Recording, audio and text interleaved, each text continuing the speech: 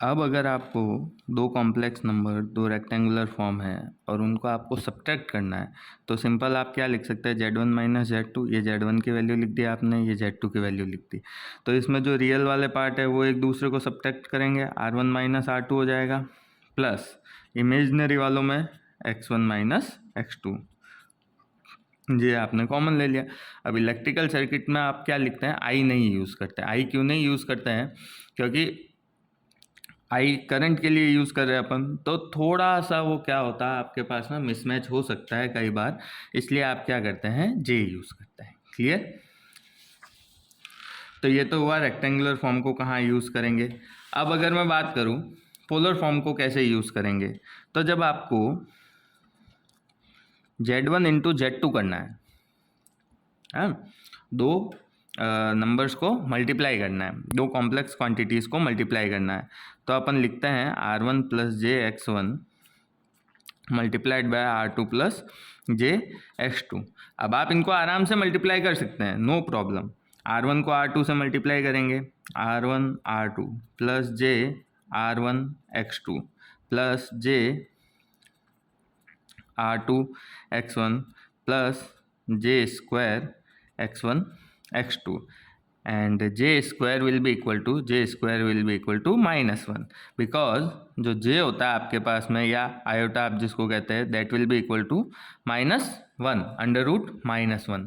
So j will be equal to under root -1, so j square will be -1, so it will become R1 R2 plus j common ले लिया मैंने यहाँ से, R1 X1 plus R2 X1, R1 X2 plus R2 X1 और minus X1 X2। So basically it will become R1 R2 minus X1 X2 plus J R1 X2 plus R2 X1।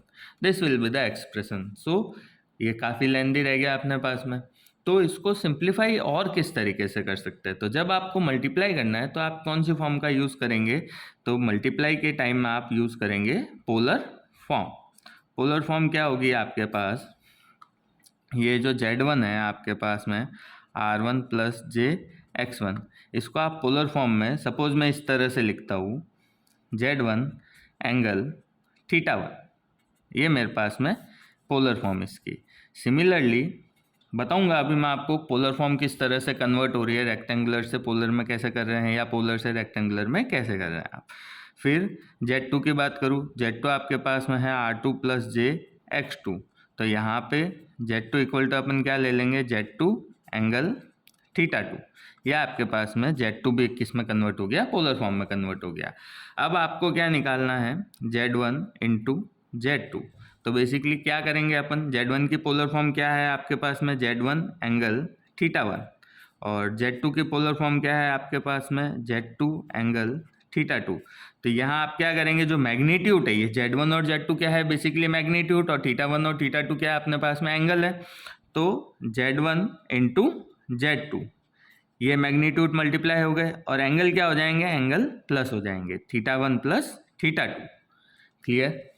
ये simple आपके पास में polar form किस तरह से आप use करेंगे जब आपको मल्टीप्लाई करना है। और सिमिलर कंसेप्ट में आपके पास क्या आता है, जब आपको डिवाइड करना है, सपोज आपको क्या करना है, Z1 अपॉन Z2 करना है, तो आप क्या करेंगे, Z1 की पोलर फॉर्म क्या लिखी है आपने, Z1 angle θ1 upon Z2 angle θ2। तो डिवाइड के केस में क्या होगा, जो मैग्नीट्यूड है वो तो एक दूसरे को डिवाइड कर देंगे, और एंगल के केस में क्या होगा, upper angle minus lower angle, θ1 minus θ2।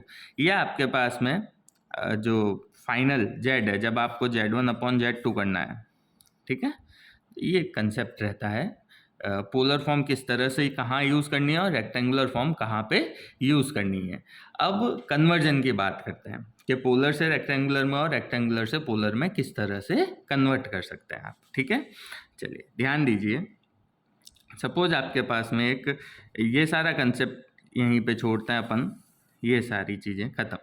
अब अपन नेक्स्ट क्या है बात करते हैं। सपोज आपको दे रखा है, रेक्टेंगुलर फॉर्म दे रखी है,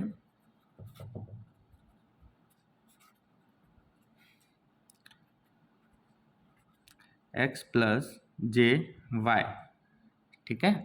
और इसी की मैंने पोलर फॉर्म लिखी है एम एंगल थीटा, है ना। इसी रेक्टेंगुलर फॉर्म की पोलर फॉर्म लिखी है मैंने एम एंगल थीटा, और इसकी पोलर फॉर्म की रेक्टेंगुलर फॉर्म है एक्स प्लस जे वाई। तब ये आपस में कन्वर्ट किस तरह से हो रहे हैं वो देखते हैं।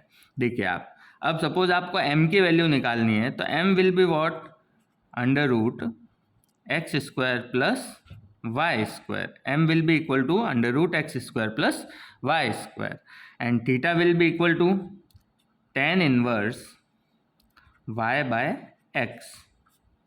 Clear? Theta will be equal to tan inverse imaginary upon real. Clear? So by this way, if x and y are given, you can find m and theta, then you can get the polar form m angle theta. Now suppose m angle theta is given and you have to find x and y, then x will be equal to m cos theta and y will be equal to m sin theta. So basically what will be the rectangular form? M sin theta, sorry, m cos theta plus j m sin theta. Clear?